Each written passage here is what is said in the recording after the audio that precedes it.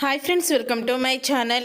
ప్రాణాపాయ స్థితిలో ఉన్న మౌనిక నిజం తెలుసుకొని రోహిణి మనోజ్ చంప పగలగొట్టిన ప్రభావతి అసలు ఇదంతా ఎలా జరగబోతుంది అనేది ఈ వీడియోలో తెలుసుకుందాం. సుశీల వచ్చిన తర్వాత ఇక మౌనిక గురించి అడుగుతూ ఉంటుంది.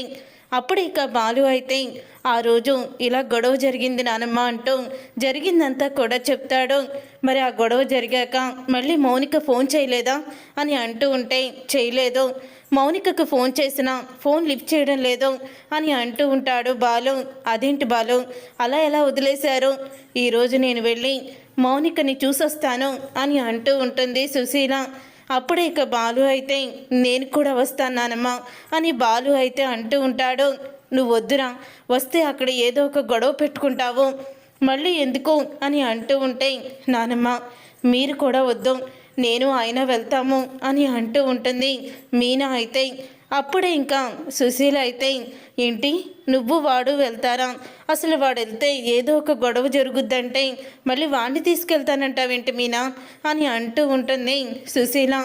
ఏం లేదమ్మమ్మ, అక్కడ పరిస్థితి ఎలా ఉందో ఏంటో, మళ్ళీ మీరు అక్కడికి వెళ్ళాక వాళ్ళతో ఎటువంటి అవమానం జరగకూడదు కదా అని అంటూ ఉంటుంది మీనా.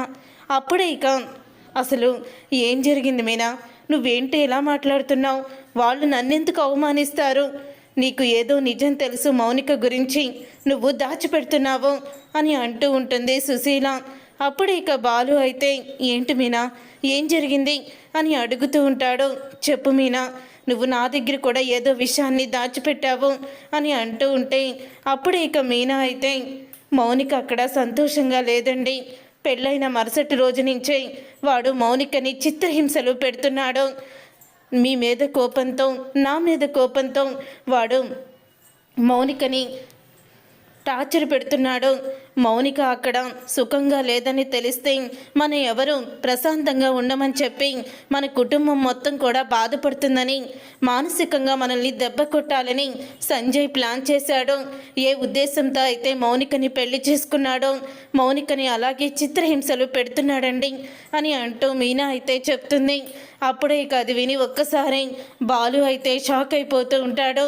మీనా ఎందుకు ఇన్ని రోజులు నువ్వు ఈ విషయాన్ని దాచిపెట్టావు అని అంటూ ఉంటే ఎందుకు దాచిపెట్టిందో ఇప్పుడు అర్థమవుతుందిరా, నీ అక్కర్లేని ఆవేశంతో మళ్ళీ ఏం రాదంతం చేస్తావని దాచిపెట్టుంటుంది అని అంటూ ఉంటే అవునమ్మగారు, నేను దాచిపెట్టాలని అనుకోలేదు, కానీ మౌనిక తన మీద ఒట్టు వేయించుకుంది, ఈ విషయాన్ని ఎవరితో చెప్పొద్దని, అదే అన్నయ్యకి తెలిస్తే అన్నయ్య ఖచ్చితంగా సంజయ్ని చంపేస్తాడు, అన్నయ్య జైలుకి వెళ్తే ఇటు నా కాపురం, అన్నయ్యని చూసి నాన్న తట్టుకోలేడని మౌనిక చాలా పెద్ద మనసుతో ఆలోచించింది, నా భర్తని నేను మార్చుకుంటాను అంటూ ఓపికగా సహనంతో అక్కడే తను కాపురం చేస్తుంది అని అంటూ ఉంటే మీనా మీనా ఎంత పని చేశావో, మౌనిక అక్కడ నరక యాతన పడుతూ ఉంటే నువ్వు ఇప్పుడా చెప్పేది నాతో అని బాలు అయితే చాలా ఏడుస్తాడు, బాధపడతాడు.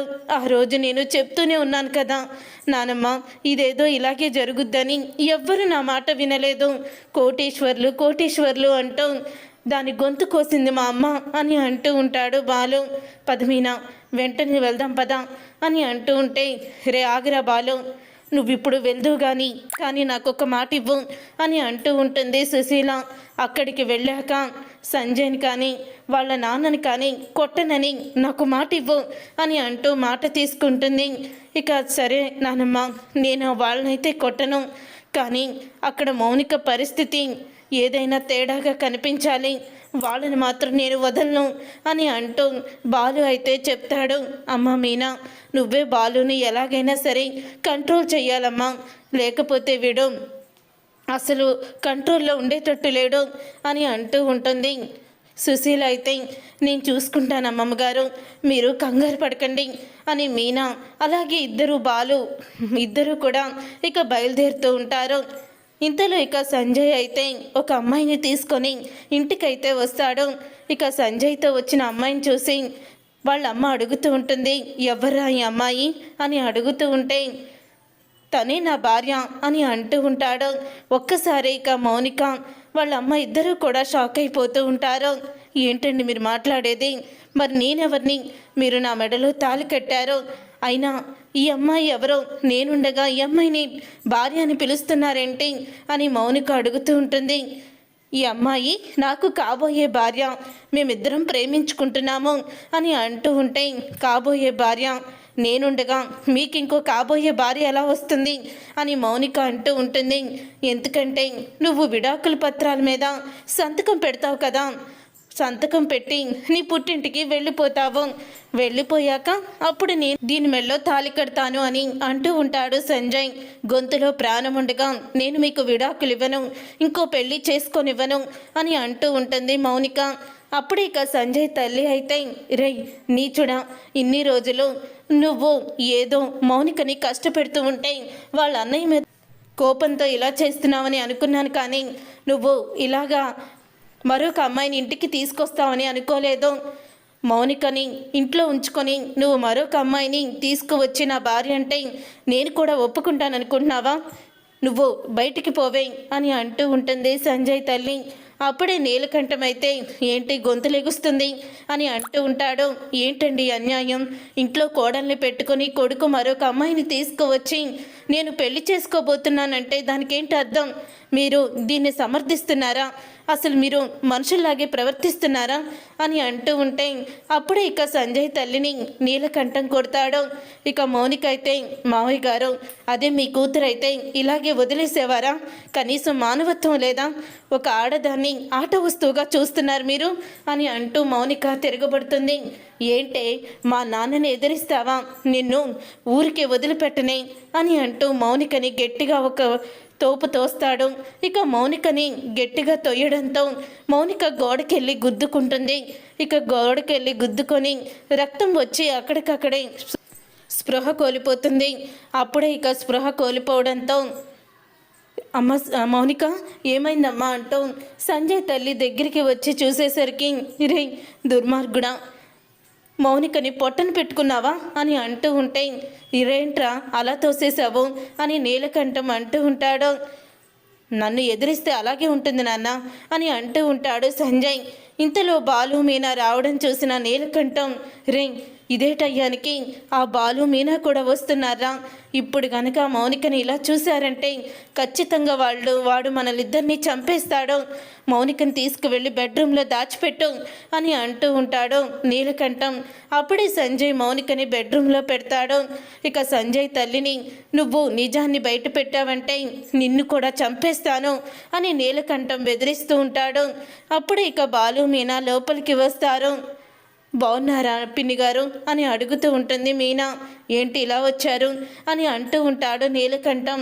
మా మౌనిక ఫోన్ లిఫ్ట్ చేయడం లేదు, కనీసం ఫోన్ కూడా మాట్లాడడం లేదు, ఒకసారి తనను పిలవండి మాట్లాడతాను అని మీనా అంటూ ఉంటుంది. మౌనికని పిలవండి అని మీనా అడుగుతూ ఉంటుంది. అప్పుడే ఇక సంజయ్ వాళ్ళ అమ్మకి సైగ చేస్తాడు. మౌనిక ఇంట్లో లేదమ్మా అని అంటూ ఉంటుంది. సంజయ్ తల్లి, మౌనిక ఇంట్లో లేదా, ఎక్కడికి వెళ్ళింది అని అడుగుతూ ఉంటుంది మీనా. తను గుడికి వెళ్ళొస్తానని వెళ్ళిందమ్మా, ఇంకా రాలేదు అని అంటూ ఉంటే, అవునా గుడికి వెళ్ళిందా? తను రాగానే మాకు ఫోన్ చేయమని చెప్పండి అని మీనా అయితే ఇక బాలుని తీసుకొని వెళ్ళబోతూ ఉండగా అప్పుడే ఇక బాలుకి గోడ మీద ఉన్న రక్తపు మరకలైతే కనపడతాయి. అప్పుడే ఇక అవి చూసి ఒక్కసారి షాక్ అయిపోతూ ఉంటాడు బాలు. ఇక దగ్గరికి అయితే వెళ్తాడు. ఇక బాలు అలా గోడ దగ్గరికి వెళ్తున్నప్పుడు సంజయ్ అయితే భయంతో వణికిపోతూ ఉంటాడు. అప్పుడే ఇక బాలు అయితే ఇలాగా రక్తం పట్టుకొని చూస్తాడు. మీనా, ఇది రక్తం మీనా అని అంటూ ఉంటాడు బాలు. వీళ్ళు మౌనికని ఏదో చేశారు, చెప్పండమ్మా మౌనిక ఎక్కడా అని అంటూ ఉంటే అప్పుడే ఇక సంజయ్ తల్లి, మౌనిక గదిలో ఉంది, ఈ దుర్మార్గుడు మౌనికని కొట్టాడు అని అంటూ నిజాన్ని బయట పెట్టేస్తుంది. అప్పుడే ఇక బాలు అయితే పరిగెత్తుకుంటూ ఇక బెడ్రూమ్లోకి వెళ్తారు బాలు మీనా. అప్పుడే ఇక నీలకంఠం, రే సంజయ్ ఇప్పుడు మనం ఇక్కడ ఉండకూడదు, పద వెంటనే వెళ్ళిపోదాం ఇక్కడి నుంచి అని నీలకంఠం సంజయ్ని తీసుకొని పారిపోతాడు. తరువాత ఇక మౌనిక అయితే కొన ఊపిరితో ఉంటుంది. మౌనికని చూసి బాలు మీనా ఇద్దరూ కూడా హాస్పిటల్కి అయితే తీసుకువెళ్తారు. అలా తీసుకువెళ్ళిన తర్వాత విషయం తెలుసుకొని అక్కడికైతే వస్తారు సత్యం, ప్రభావతి ఇంకా ఫ్యామిలీ అంతా కూడా వచ్చేస్తారు. వచ్చిన తర్వాత అప్పుడే ఇక బాలుని నిలదీస్తూ ఉంటుంది ప్రభావతి. ఏమైందిరా, మౌనికకి ఏమైంది చెప్పవే, మౌనికి ఏమైందని మీనాని అడుగుతూ ఉంటే అప్పుడే ఇక సంజయ్ తల్లి నా కొడుకే మౌనికని కొట్టాడు అని అంటూ నిజాన్ని బయట పెడుతుంది. కోటీశ్వర్లింటికి కోడలుగా వెళ్ళింది నా కూతురికి ఏం లోటుందని మీరు అనుకున్నారు, కానీ పెళ్ళైన మరుసటి రోజు నుంచి మౌనిక వాడితో టార్చర్ అనుభవించింది. అయినా పెళ్ళొద్దని బాలు అప్పటికి చెప్తూనే ఉన్నారు. కానీ మీరే కళ్ళు మూసుకొని మీ కూతురి జీవితాన్ని మీ చేతులారా మీరే నాశనం చేశారు. అప్పటికి నేను కూడా ఈ పెళ్ళి వద్దని చెప్పాను. అయినా సరే ఎవ్వరూ అర్థం చేసుకోలేదు. ఆ రోజు బాలు మాట విని ఉంటే ఈరోజు మౌనికకి పరిస్థితి వచ్చేది కాదు అని అంటూ ఉంటుంది సంజయ్ తల్లి. నిజం తెలుసుకొని ఒక్కసారి ప్రభావతి కుప్ప కూలిపోతుంది. నీ కోటీశ్వర్లు అని నువ్వు నీకున్న డబ్బు పిచ్చితో నీ కూతురు జీవితాన్ని నాశనం చేసావు కదా అని అంటూ సుశీల అయితే ప్రభావతిని తిడుతుంది. ఇంతలో డాక్టర్ అయితే వస్తారు. ఇక డాక్టర్ వచ్చిన తర్వాత అప్పుడు ఇంకా తనకి తలకి బాగా గాయమైంది, ఆపరేషన్ చేయాలి, 2 లక్షలు అవుతాయి అని అంటూ ఉంటే అప్పుడు ఇక సంజయ్ తల్లి అయితే వెంటనే చెయ్యండి అని అంటూ ఉంటుంది. అప్పుడే ఇక సంజయ్ తల్లి 2 లక్షలంటే వాళ్ళు నాకు ఎప్పుడూ కూడా డబ్బులు చేతిలో ఇవ్వలేదు, 2 లక్షలు నా దగ్గర లేవు, నా దగ్గర 50,000 ఉన్నాయి అని అంటూ ఉంటుంది. అప్పుడే ఇక మీనా అయితే ఏమండి అని అంటూ బాలుని అడుగుతుంది. ఇంతలో ఇక అక్కడే ఉన్న మనోజ్ అయితే అది అని చెప్పబోతూ ఉంటే రోహిణి పక్కకి తీసుకువెళ్ళి ఏంటి ఆ డబ్బు మీరు ఇస్తారా అని అడుగుతూ ఉంటుంది. అవును, అదే మౌనికకి ఆపరేషన్ చెయ్యాలంట కదా, మరి ఇప్పటికిప్పుడు డబ్బులు ఎలా వస్తాయి, కల్పన ఇచ్చిన డబ్బుల్లో తీద్దాం అని అంటూ ఉంటాడు మనోజ్ అయితే. అప్పుడే ఇక రోహిణి ఏంటి తీసేది, ఈ డబ్బులు ఎక్కడి నుంచి వచ్చాయి ఏంటి అని ఆరా తీస్తారు, అప్పుడు మనం బయట పెడతాము కాబట్టి నోరు మూసుకొని ఉండు అని మనోజ్ని ఆపేస్తుంది. తర్వాత బాలుని మీనా అయితే మీరు వెంటనే ఆ కారు అమ్మేసి డబ్బులు తీసుకురండి అని చెప్పేస్తుంది మీనా. అప్పుడే ఇక ఆ మాట విని ప్రభావతి అలా మీనా వైపు చూస్తూ ఉండిపోతుంది. ఇక బాలు ఒక్క నిమిషం కూడా ఆలోచించకుండా వెళ్ళిపోతాడు. ఇక వెళ్ళిపోయి డబ్బు తీసుకువచ్చి మౌనిక ఆపరేషన్కి అయితే కడతాడు. ఇక మౌనిక అయితే స్పృహలోకి వస్తుంది. ఇక స్పృహలోకి వచ్చిన మౌనికని చూసి ఎంతో ఏడుస్తుంది ప్రభావతి. నీ జీవితాన్ని నేనే నాశనం చేశానమ్మా అంటూ చాలా కుమిలిపోతూ ఉంటుంది. అప్పుడు ఇక బాలు అయితే ఇప్పుడు ఎలా ఉన్నావు మౌనిక, ఇక నువ్వు ఆ ఇంటికి వెళ్ళొద్దమ్మా అని అంటూ ఉంటే కానీ నిన్ను చంపాలని చూసిన వాణ్ణి మాత్రం నేను వదిలిపెట్టను, వాడికి ఏదో ఒక రూపంలో నేను బుద్ధి చెప్తాను, నువ్వు త్వరగా కోలుకో, అప్పుడు వాడి సంగతి తెలుస్తాను అని అంటూ ఉంటాడు బాలు. వాడి మీద పోలీస్ కేసు పెడదాం బాలు, రోడ్డు మీదకి ఇడుద్దాము అని అంటూ ఉంటుంది శృతి అయితే. ఇంతలో సంజయ్ తల్లి అయితే నేను వెళ్ళొస్తానమ్మా, మౌనిక ఇంకెప్పుడూ కూడా నువ్వు వాడితో కలిసి బతకాలని అనుకోవద్దు, పెళ్ళైన ఇన్ని నెలల్లో నువ్వు నా కూతురుగానే ఉన్నావు, కోడలుగా నిన్ను ఎప్పుడూ నేను చూడలేదు, కన్న కూతురుగానే కడుపులో దాచుకున్నాను, ఇంత దుర్మార్గుణ్ణి కన్నందుకు నేను చాలా బాధపడుతున్నానమ్మా అని సంజయ్ తల్లి అంటూ ఉంటుంది. ఇప్పుడు మీరు ఎక్కడికి వెళ్తారు అత్తయ్య అని అంటూ ఉంటే ఎక్కడికి వెళ్తానమ్మా, ఆ ఇంటికి వెళ్తాను, ఆ దుర్మార్గులు ఇంకా ఇప్పుడల్లే ఇంటికి రారు అని అంటూ వెళ్ళిపోతుంది సంజయ్ తల్లి. అప్పుడే ఇక వాళ్ళు ఎక్కడున్నా వెతికి వాళ్ళని చంపేస్తాను అని బాలు అంటూ ఉంటే అన్నయ్య వద్దన్నయ్య నా మాట విను అని మౌనిక ఆపుతుంది. ఇక మౌనికని తర్వాత ఇంటికైతే తీసుకొస్తారు. తీసుకొచ్చిన తర్వాత మీనా అయితే దగ్గరుండి మౌనికకి అన్నీ కూడా చూసుకుంటూ ఉంటుంది. ఇంతలో ఇక రోహిణి మనోజ్ మాట్లాడుకుంటూ ఉంటారు. మనోజ్ ఆ రోజు నువ్వు డబ్బులు ఇవ్వకపోవడమే మంచిదైంది, ఆ బాలు ఆ 2వ కార్ని అమ్మేసుకున్నాడు అని అంటూ ఉంటుంది రోహిణి. ఏమైనా మా చెల్లికి డబ్బులు ఇవ్వకపోవడం నాకు నచ్చలేదు, కల్పన ఇచ్చిన డబ్బులు మా నాన్నయే కదా, మా నాన్న రిటైర్మెంట్ డబ్బులు మనం వాడుకుంటూ కనీసం ఇంట్లో అవసరాలు వస్తే ఇవ్వలేకపోతున్నాను అని మనోజ్ అయితే అంటూ ఉంటాడు. అప్పుడే ఇక ఆ మాట వినేస్తుంది సుశీల అయితే. ఇక సుశీల వినేసి ఏంట్రా మీ నాన్న రిటైర్మెంట్ డబ్బులు వచ్చేసాయా అని అవి మీరు వాడుకుంటున్నారా మీ దగ్గర పెట్టుకొని అని చెప్పి గట్టిగా అరుస్తుంది. అప్పుడే అందరూ కూడా వస్తారు. ఏమైందమ్మా అని సత్యం అడుగుతూ ఉంటాడు. రే సత్యం, నీ రిటైర్మెంట్ డబ్బులు మొత్తం కూడా వీడిని చేసి మోసం చేసిన అమ్మాయి తిరిగి ఇచ్చేసిందంట్రా. వీళ్ళు అదే డబ్బుతో షాప్ పెట్టుకున్నారు. కానీ మౌనిక ప్రాణాపాయ స్థితిలో ఉంటే డబ్బు కోసం మనం అన్ని దారులు వెతుకుతూ ఉంటే వీడు మాత్రం వీడి అకౌంట్లో లక్షల డబ్బు పెట్టుకొని కనీసం 2 లక్షలు కూడా తీయలేకపోయాడు అని అంటూ ఉంటే ఆ మాట విని ప్రభావతి మనోజ్ని చంప పగలగొడుతుంది. చెప్పరా, నానమ్మ చెప్తుంది నిజమేనా అని అడుగుతూ ఉంటుంది. అప్పుడే ఇక అవునమ్మా అని నిజాన్ని బయట పెడతాడు.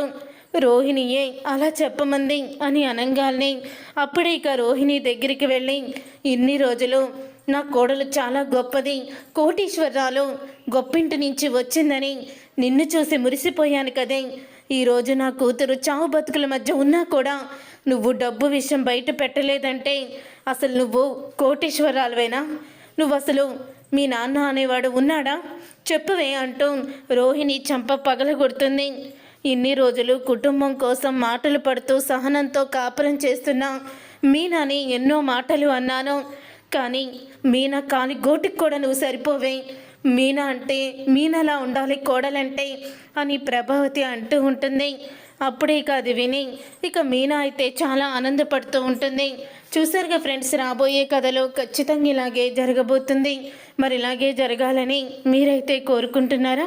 అయితే వీడియోని తప్పకుండా లైక్ చేసి ఛానల్ని సబ్స్క్రైబ్ చేసుకొని పక్కనే ఉన్న గంట సింబల్పై ఆల్ అని క్లిక్ చేయండి.